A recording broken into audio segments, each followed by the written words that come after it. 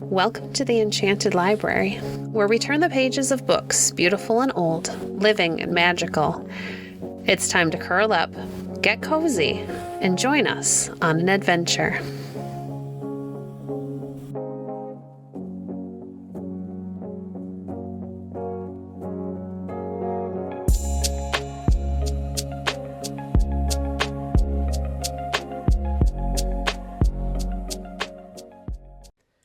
Today we're reading From Beautiful Joe by Margaret Marshall Saunders. Chapter 10. Billy's Training Continued. When Billy was 5 months old, he had his first walk in the street. Miss Laura knew that he had been well trained, so she did not hesitate to take him into the town. She was not the kind of a young girl to go into the street with a dog that would not behave himself, and she was never willing to attract attention to herself by calling out orders to any of her pets. As soon as we got down the front steps, she said quietly to Billy, to heel. It was very hard for little playful Billy to keep close to her when he saw so many new and wonderful things about him. He had become acquainted with everything in the house and garden, but this outside world was full of things he wanted to look at and smell, and he was fairly crazy to play with some of the pretty dogs he saw running about. But he did just as he was told. Soon we came to a shop, and Miss Laura went in to buy some ribbons. She said to me, "Stay out," but Billy she took in with her. I watched them through the glass door and saw her go to a counter and sit down. Billy stood behind her until she said, "Lie down." Then he curled himself at her feet. He lay quietly, even when she left him and went to another counter. But he eyed her very anxiously till she came back and said, "Up," to him. Then he sprang up and followed her as she went out to the street. She stood in the shop door and looked lovingly down on us as we fawned on her. "Good dogs," she said softly. "You shall have a present." We went behind her again, and she took us to a shop where we both lay beside the counter. When we heard her ask the clerk for solid rubber balls, we could scarcely keep still. We both knew what ball meant. Taking the parcel in her hand, she came out into the street. She did not do any more shopping, but turned her face toward the sea.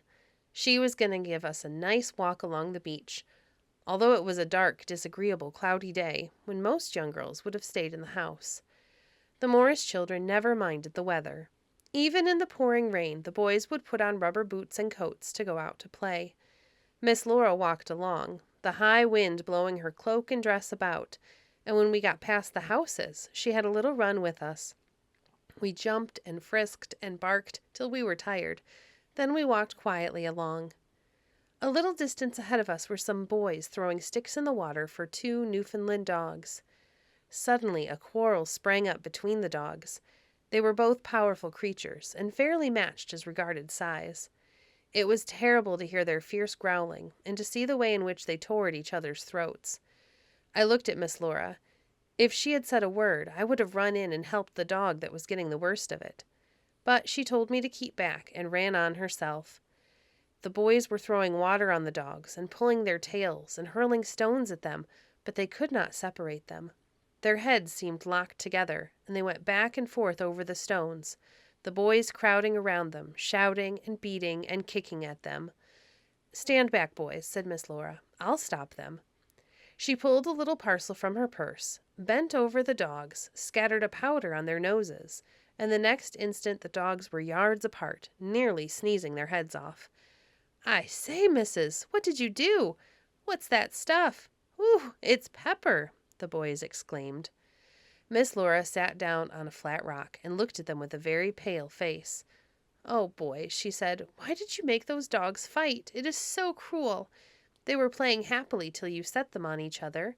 Just see how they have torn their handsome coats, and how the blood is dripping from them." "'Tain't my fault," said one of the lads sullenly. "Jim Jones there said his dog could lick my dog, and I said he couldn't. And he couldn't neither." "Yes, he could," cried the other boy, "and if you say he couldn't, I'll smash your face." The 2 boys began sidling up to each other with clenched fists, and a third boy, who had a mischievous face, seized the paper that had the pepper in it, and running up to them, shook it in their faces. There was enough left to put all thoughts of fighting out of their heads. They began to cough and choke and sputter, and finally found themselves beside the dogs. where the four of them had a lively time. The other boys yelled with delight and pointed their fingers at them. "A sneezing concert! Thank you, gentlemen! Encore! Encore!" Miss Laura laughed too. She could not help it, and even Billy and I curled up our lips. After a while they sobered down, and then finding that the boys hadn't a handkerchief between them, Miss Laura took her own soft one, and dipping it in a spring of fresh water nearby, wiped the red eyes of the sneezers. Their ill humor had gone, and when she turned to leave to them and said coaxingly, "You won't make those dogs fight any more, will you?" they said, "No, sirree, Bob." Miss Laura went slowly home, and ever afterward when she met any of those boys, they called her Miss Pepper. When we got home, we found Willie curled up by the window in the hall reading a book. He was too fond of reading, and his mother often told him to put away his book and run about with the other boys. This afternoon, Miss Laura laid her hand on his shoulder and said, "I was going to give the dogs a little game of ball, but I'm rather tired." "Gammon and spinach," he replied, shaking off her hand. "You're always tired." She sat down in a hall chair and looked at him. Then she began to tell him about the dog fight. He was very much interested, and the book slipped to the floor. When she finished, he said, "You're a daisy every day. Go now and rest yourself." Then, snatching the balls from her, he called us and ran down to the basement. He was not quick enough, though, to escape her arm. She caught him to her and kissed him repeatedly. He was the baby and pet of the family, and he loved her dearly, though he spoke impatiently to her oftener than any of the other boys. We had a grand game with Willie. Miss Laura had trained us to do all kinds of things with balls, jumping for them, playing hide and seek, and catching them. Billy could do more things than I could. One of his games I thought was very clever. He played ball by himself. He was so crazy about ball play that he could never get enough of it.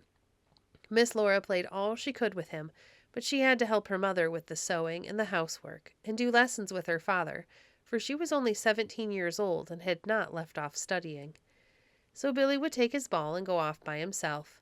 Sometimes he rolled it over the floor, and sometimes he threw it in the air and pushed it through the staircase railings to the hall below. He always listened till he heard it drop, and then he ran down and brought it back and pushed it through again. He did this till he was tired, and then he brought the ball and laid it at Miss Laura's feet. We both had been taught a number of tricks. We could sneeze and cough, and be dead dogs, and say our prayers, and stand on our heads, and mount a ladder and say the alphabet. This was the hardest of all, and it took Miss Laura a long time to teach us. We never began till a book was laid before us. Then we would stare at it, and Miss Laura would say, "Begin, Joe and Billy. Say A." For A, we gave a little squeal. B was louder. C was louder still. We barked for some letters and growled for others. We always turned a somersault for S. When we got to Z, we gave the book a push and had a frolic about the room. When anyone came in and Miss Laura made us show off any of our tricks, the remark was always, "What clever dogs! They are not like other dogs." That was a mistake. Billy and I were not any brighter than many a miserable cur that skulked about the streets of Fairport. It was kindness and patience that did it all. When I was with Jenkins, he thought I was a very stupid dog. He would have laughed at the idea of anyone teaching me anything. But I was only sullen and obstinate because I was kicked about so much. If he had been kind to me, I would have done anything for him. I loved to wait on Miss Laura and Mrs. Morris, and they taught both Billy and me to make ourselves useful about the house. Mrs. Morris didn't like going up and down the 3 long staircases, and sometimes we just raced up and down waiting on her. How often I have heard her go into the hall and say, "Please send me down a clean duster, Laura. Joe, you get it." I would run gaily up the steps, and then would come Billy's turn. "Billy, I have forgotten my keys. Go get them." After a time, we began to know the names of different articles and where they were kept, and could get them ourselves. On sweeping days, we worked very hard and enjoyed the fun. If Mrs. Morris was too far away to call Mary for what she wanted, she wrote the name on a piece of paper and told us to take it to her. Billy always took the letters from the postman and carried the morning paper up to Mr. Morris's study, and I always put away the clean clothes. After they were mended, Mrs. Morris folded each article and gave it to me, mentioning the name of the owner, so I could lay it on his bed. There was no need for her to tell me the names. I knew by the smell. All human beings have a strong smell to a dog, even though they mayn't notice them in themselves. Mrs. Morris never knew how she bothered me by giving away Miss Laura's clothes to poor people. Once I followed her track all around town, and at last found it was only a pair of her boots on a ragged child in the gutter. I must say a word about Billy's tail before I close this chapter. It is the custom to cut the ends of fox terriers' tails, but leave their ears untouched. Billy came to Miss Laura so young that his tail had not been cut off, and she would not have it done. One day Mr. Robinson came in to see him, and he said, "You've made a fine-looking dog of him, but his appearance is ruined by the length of his tail."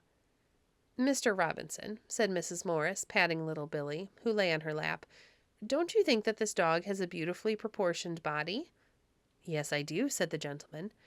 "But," she said, "if our Creator made that beautiful little body, don't you think he was wise enough to know what length of tail would be in proportion to it?" Mr. Robinson laughed and said that he thought that she and Miss Laura were both cranks. Chapter 11. Goldfish and Canaries. The Morris boys were all different. Jack was bright and clever. Ned was a wag. Billy was a bookworm, and Carl was a born trader. He was always exchanging toys and books with his schoolmates, and they never got the better of him in a bargain. He said that when he grew up he was going to be a merchant, and he had already begun to carry on a trade in canaries and goldfish. He was very fond of what he called his yellow pets, yet he never kept a pair of birds or a goldfish if he had a good offer for them. He slept alone in a large sunny room at the top of the house. By his own request it was barely furnished, and there he raised his canaries and kept his goldfish. He was not fond of having visitors coming to his room, because, he said, they frightened the canaries.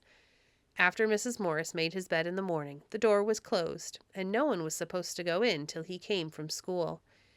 Once Billy and I followed him upstairs without his knowing it, but as soon as he saw us, he sent us down in a great hurry. One day, Bella walked into his room to inspect the canaries. She was quite a spoiled bird by this time, and I heard Carl telling the family afterward it was as good as a play to see Miss Bella strutting in with her breast stuck out, and her little conceited air, and hear her say shrilly, "Good morning, birds, good morning. How do you do, Carl? Glad to see you, boy." "Well, I'm not glad to see you," he said decidedly, "and don't you ever come up here again. You'd frighten my canaries to death." And he sent her flying downstairs. Ooh, how cross she was. She came shrieking to Miss Laura, "Bad boy, poor Bella." Miss Laura soothed and petted her, telling her to go find Davy, and he would play with her. Bella and the rat were great friends. It was very funny to see them going about the house together. From the very first she had liked him and coaxed him into her cage, where he soon became quite at home, so much so that he always slept there. About 9 o'clock every evening, if he was not there with her, she went all over the house in search of him, crying, "Davy, Davy, time to go to bed. Come sleep in Bella's cage." He was very fond of the nice sweet cakes she got to eat, but she could never get him to eat coffee grounds, the food she liked the best. Miss Laura spoke to Carl about Bella and told him he had hurt her feelings, so he petted her a little to make up for it.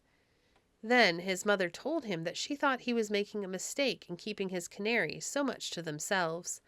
They had become so timid that when she went into the room they were uneasy till she left it.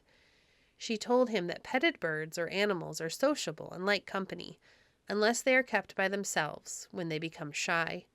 She advised him to let the other boys go into the room, and to occasionally bring some of his pretty singers downstairs, where all the family could enjoy seeing and hearing them, and where they could get used to other people besides himself. Carl looked thoughtful, and his mother went on to say that there was no one in the house, not even the cat, that would harm his birds. "You might even charge admission for a day or two," said Jack gravely, "and introduce us to them, and make a little money." Carl was rather annoyed at this, but his mother calmed him by showing him a letter she had just received from one of her brothers, asking her to let one of her boys spend his Christmas holidays in the country with him. "I want you to go, Carl," she said. He was very much pleased, but looked sober when he thought of his pets. "Laura and I will take care of them," said his mother, "and start the new way of treating them." "Very well," said Carl. "I will go then. I've no young ones now, so you won't find them much trouble." I thought it was a great deal of trouble to take care of them. The first morning after Carl left, Billy and Bella and Davy and I followed Miss Laura upstairs. She made us sit in a row by the door, lest we should startle the canaries. She had a great many things to do. First, the canaries had their baths. They had to get them in at the same time every morning. Miss Laura filled the little white dishes with water and put them in the cages, and then came and sat on a stool by the door. Bella and Billy and Davy climbed into her lap, and I stood close by her. It was so funny to watch those canaries. They put their heads on one side and looked first at their little baths and then at us. They knew we were strangers. Finally, as we were all very quiet, they got into the water, and what a good time they had, fluttering their wings and splashing and cleaning themselves so nicely. Then they hopped up on their perches and sat in the sun, shaking themselves and picking at their feathers. Miss Laura cleaned each cage and gave each bird some mixed rape and canary seed. I heard Carl tell her before he left not to give them too much hemp seed, for that was too fattening.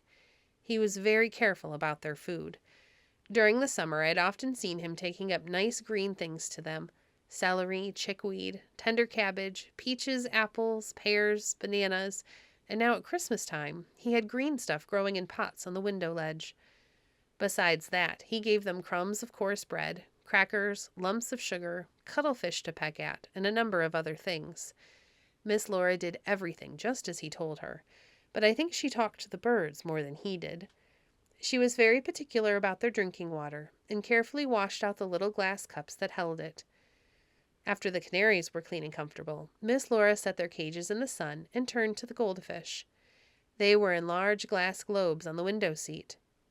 She took a long-handled tin cup and dipped out the fish from one into a basin of water.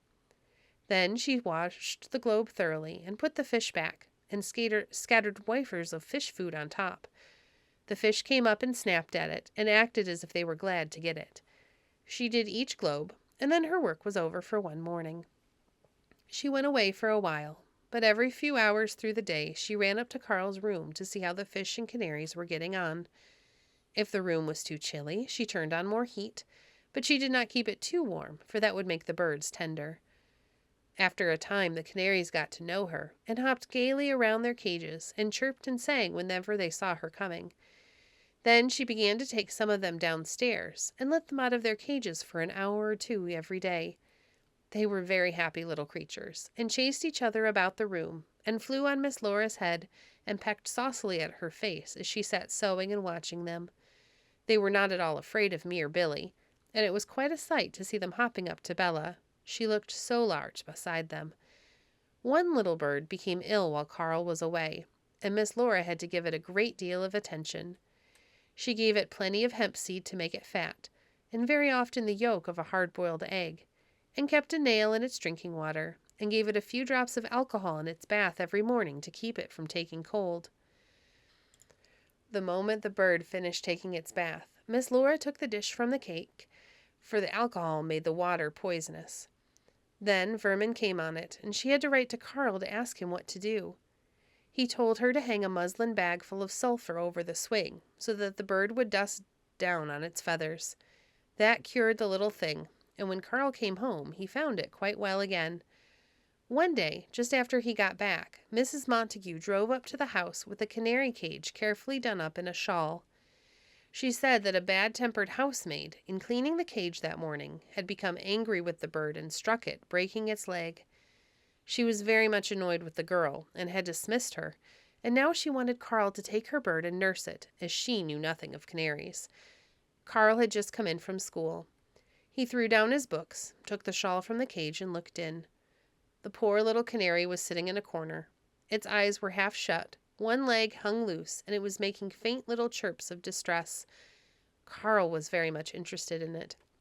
He got Mrs. Montague to help him, and together they split matches, tore up strips of muslin, and bandaged the broken leg. He put the little bird back in the cage, and it seemed more comfortable. "I think he will do now," he said to Mrs. Montague, "but hadn't you better leave him with me for a few days?" She gladly agreed to this and went away, after telling him the bird's name was Dick. The next morning at the breakfast table, I heard Carl telling his mother that as soon as he woke up, he sprang out of bed and went to see how the canary was. During the night, poor, foolish Dick had picked off the splints from his leg, and now it was as bad as ever. "I shall have to perform a surgical operation," he said. I did not know what he meant, so I watched him when, after breakfast, he brought the bird down to his mother's room. He held it while he took a pair of sharp scissors and cut its leg right off a little way above the broken place. Then he put some Vaseline on the tiny stump, bound it up, and left Dick in his mother's care. All morning, as she sat sewing, she watched him to see that he did not pick the bandage away. When Carl came home, Dick was so much better that he had managed to fly up upon his perch and was eating seeds quite gaily. "Poor Dick," said Carl, "a leg and a stump." Dick imitated him in a few little chirps. "A leg and a stump." "Why, he is saying it too," exclaimed Carl, and burst out laughing. Dick seemed cheerful enough, but it was very pitiful to see him dragging his poor little stump around the cage and resting it against the perch to keep him from falling. When Mrs. Montague came the next day, she could not bear to look at him. "Oh dear," she exclaimed, "I cannot take that disfigured bird home." I could not help thinking how different she was from Miss Laura, who loved any creature all the more for having some blemish. "What shall I do?" said Mrs. Montague. "I miss my little bird so much. I shall have to get a new one. Carl, will you sell me one?" "I will give you one, Mrs. Montague," said the boy eagerly. "I should like to do so." Mrs. Morris looked pleased to hear Carl say this. She used to fear sometimes that in his love for making money he would become selfish. Mrs. Montague was very kind to the Morris family, and Carl seemed quite pleased to do her a favor. He took her up to his room and let her choose the bird she liked best. She took a handsome yellow one called Barry. He was a good singer and a great favorite of Carl's. The boy put him in the cage, wrapped it up well, for it was a cold, snowy day, and carried it out to Mrs. Montague's sleigh. She gave him a pleasant smile and drove away, and Carl ran up the steps into the house. "It's all right, Mother," he said, giving Mrs. Morris a hearty boyish kiss as she stood waiting for him. "I don't mind letting her have it." "But you expected to sell that one, didn't you?" she asked. "Mrs. Smith said maybe she'd take it when she came home from Boston, but I dare say she'll change her mind and get one there." "How much were you going to ask for him?" "Well, I wouldn't sell Barry for less than $10, or rather I wouldn't have sold him," and he ran out to the stable. Mrs. Morris sat on the hall chair, patting me in an absent-minded way as I rubbed against her. Then she got up and went into her husband's study and told him what Carl had done. Mr. Morris seemed very pleased to hear about it, but when his wife asked him to do something to make up the loss to the boy, he said, "I would rather not do it. To encourage a child in a kind action, and then to reward him for it, is not always a sound principle to act upon." But Carl did not go without his reward. That evening Mrs. Montague's coachman brought a note to the house addressed to Master Carl Morris. He read it aloud to his family. "My dear Carl, I am charmed with my little bird, and he has whispered to me one of the secrets of your room. You want $15 very much to buy something for it. I'm sure you won't be offended with an old friend for supplying you with the means to get it. Ada Montague." "Just the thing for my stationery tank for the goldfish," exclaimed Carl. "I've wanted it for a long time. It isn't good to keep them in globes. But how in the world did she find out? I've never told anyone." Mrs. Morris smiled and said, "Barry must have told her," as she took the money from Carl to put it away for him. Mrs. Montague got to be very fond of her new pet. She took care of him herself, and I have heard her tell Mrs. Morris the most wonderful stories about him. Stories so wonderful that I should say they were not true if I did not know how intelligent dumb creatures get to be under kind treatment. She kept him in his cage only at night, and when she began looking for him at bedtime to put him there, he always hid himself. She would search a short time and then sit down, and he always came out of his hiding place, chirping in a saucy way to make her look at him. She said that he seemed to take delight in teasing her. Once, when he was in the drawing-room with her, she was called away to speak to someone at the telephone. When she came back, she found that one of the servants had come into the room and left the door open leading to a veranda. The trees outside were full of yellow birds, and she was in despair, thinking that Barry had flown out with them. She looked out but could not see him. Then, lest he had not left the room, she got a chair and carried it about, standing on it to examine the walls and see if Barry was hiding among the pictures and bric-a-brac.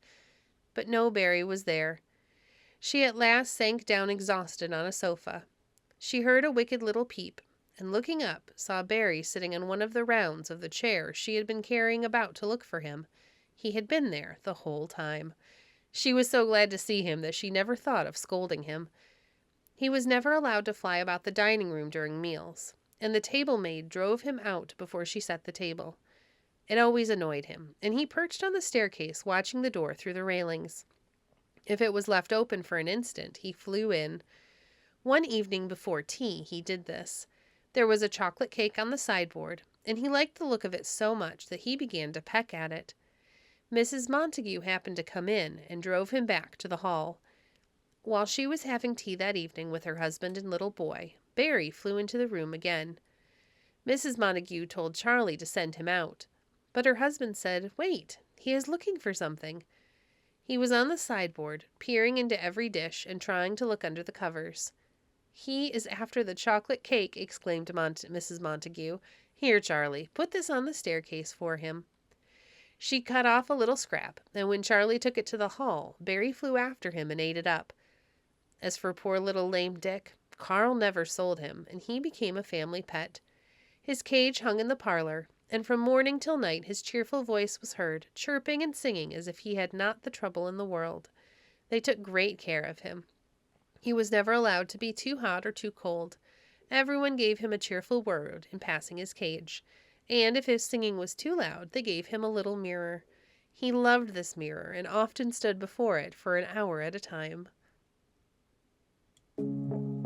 Thank you for joining us today. If you enjoyed today's episode, please leave a review on your favorite podcast platform and share our podcast with a friend. Visit our website at www.enchantedlibrary.net to see our past books or to connect with us on Facebook. If you'd like to support the work we do, you can visit our Patreon page at patreon.com/enchantedlibrary. We appreciate your support. Until next time, friends, happy reading.